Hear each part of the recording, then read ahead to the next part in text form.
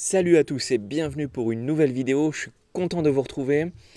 Bienvenue à tous, si vous êtes nouveau, vous pouvez mettre un petit like ou vous abonner là si ce que je vous propose vous plaît. Aujourd'hui, gros changement parce que du coup j'ai changé tous mes logos et tous mes avatars. Hier, le market a décidé de me troller.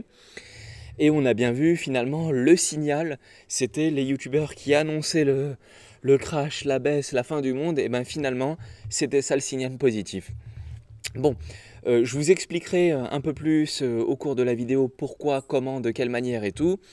Mais avant ça, j'ai prévu de vous parler de plusieurs choses. Donc je vous emmène sur mon PC et c'est parti. Donc là, aujourd'hui, on a Coinbase.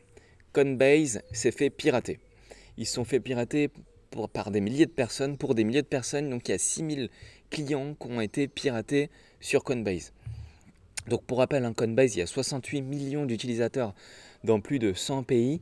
Et là, qu'est-ce qui s'est passé? C'est une attaque, c'est des hackers qui ont utilisé des méthodes de phishing. Donc des méthodes de phishing, c'est des fausses pages où vous rentrez vos informations. Et qu'est-ce qu'ils font les pirates? Ils utilisent les informations que vous rentrez dans une fausse page pour pouvoir vous dérober vos fonds.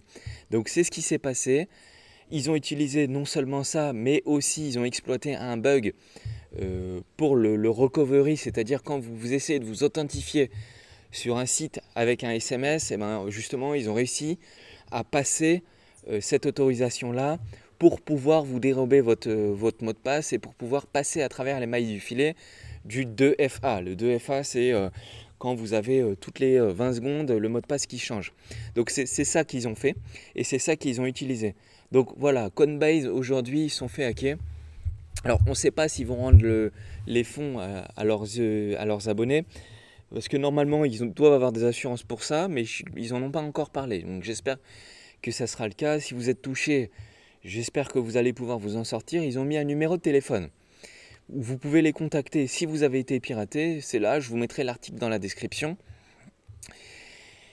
Et voilà, donc ça c'est pas une bonne chose, c'est une mauvaise chose.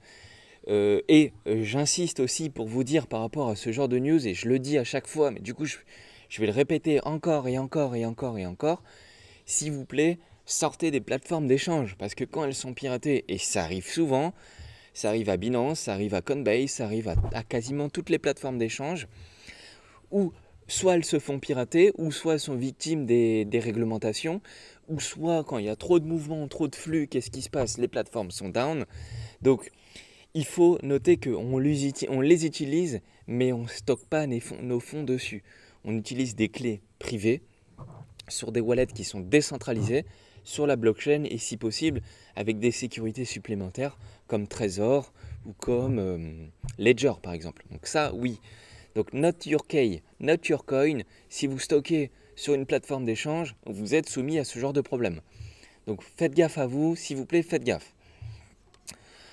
Dans la foulée, on a une autre news qui est intéressante, c'est Grayscale. Donc Grayscale, c'est le fonds qui possède le plus d'actifs numériques au monde.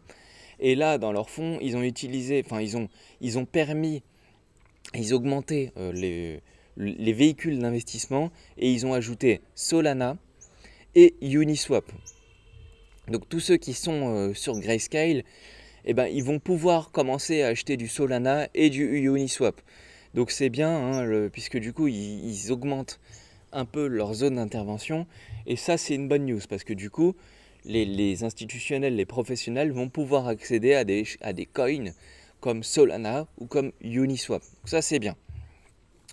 Ensuite on va parler un peu du market, où hier je vous disais que alors quand moi j'avais fait la vidéo, on était à 20 ou 24 de mémoire. On était dans l'extrême fear.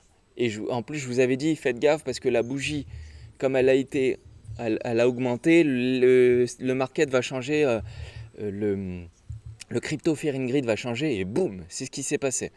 Donc on a une grosse hausse, on est passé de l'extrême fear jusqu'à un market sentiment qui est neutre. Et on note, généralement, qu'est-ce qu'il faut faire? Il faut acheter en extrême fear et vendre en extrême grid. Donc bon, là, même moi, je me suis fait piéger hier quand je voyais tous les youtubeurs, y compris français, qui disaient ça va baisser, au secours, ça va baisser. C'était ça le signal d'achat. Et je l'ai loupé. Bon, bah c'est pas grave. Du coup, ce que je vous disais hier, c'est que on avait fait une grosse bougie, mais je vous avais dit, il faut attendre la clôture, et deux, il n'y avait pas de volume. Sauf que quand moi j'ai fait la vidéo, on était en pleine journée, et en fait le volume il est venu après. Il est venu après dans la journée. Et donc on a clôturé une bougie avec pas mal de volume, et du coup on a explosé toutes les résistances pour clôturer où il fallait pas, pour le sentiment baissier. Donc du coup moi j'ai changé d'avis, et je pense que... Alors qu'est-ce qui s'est passé? Moi j'avais acheté ici là dans les 20-30 000 en août. J'avais vendu dans les 52, alors pas tout à fait 52, c'était à 51 800, un truc comme ça ici. Après c'était encore monté un petit peu et boum, boum. Et qu'est-ce que j'ai fait? Du coup j'ai acheté à 40 000, 41 000 et 43 800. Et qu'est-ce que j'ai fait? Du coup quand là la bougie elle a explosé et que j'ai vu le volume arriver, eh ben, j'ai acheté le complément ici à 47 700. Et du coup j'ai un prix moyen autour de 43 000 à peu près. Donc c'est pour ça que j'ai mis ma flèche ici. Donc vendu ici, acheté ici. Et maintenant, clairement, là, l'objectif, c'est d'aller retaper les 52 et puis derrière l'ancien ATH, donc l'ancien plus haut. Et derrière, plus si affinité, et on peut aller chercher des targets à 100 000 et plus. Donc pour moi, là, maintenant, on avait plus de chances de descendre que de monter.